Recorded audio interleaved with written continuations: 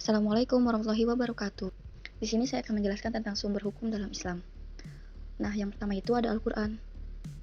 Al-Quran adalah kitab suci umat Islam yang mulia ini berisi ucapan Allah yang sangat sempurna, yang berisi segala hal yang menjadi panduan kita sebagai umat Islam dalam menjalankan kehidupan.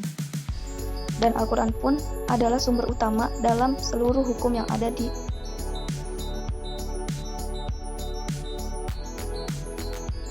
Yang kedua itu ada hadis atau as-sunnah.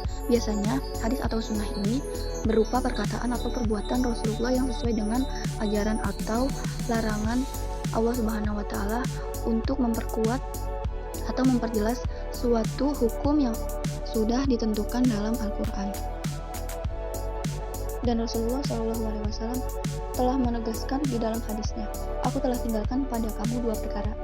Kamu tidak akan sesat selama berpegang kepada keduanya, yaitu kitab Allah atau Al-Quran dan sunnah Rasulnya, yaitu hadis yang telah kita bahas tadi." Selanjutnya yaitu ada ijma. Ijma merupakan hukum Islam yang ketiga dan merupakan kesepakatan seluruh ulama mujtahid yang dilakukan setelah zaman Rasulullah untuk menentukan solusi dari sebuah masalah dalam perkara agama.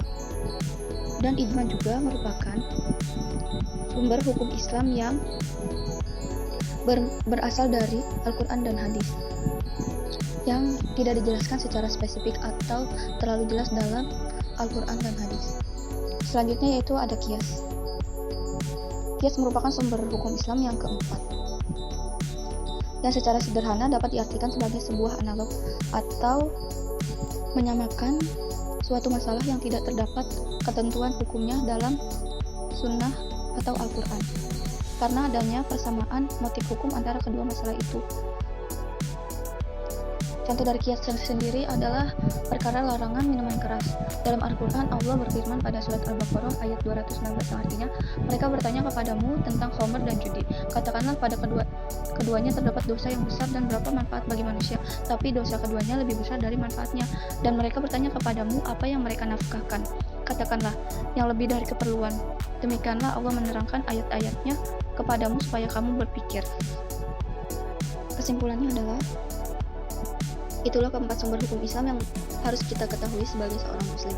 Dengan mengetahui semua sumber hukum Islam, maka kita sebagai umat muslim akan paham tentang bagaimana hukum tersebut ditentukan.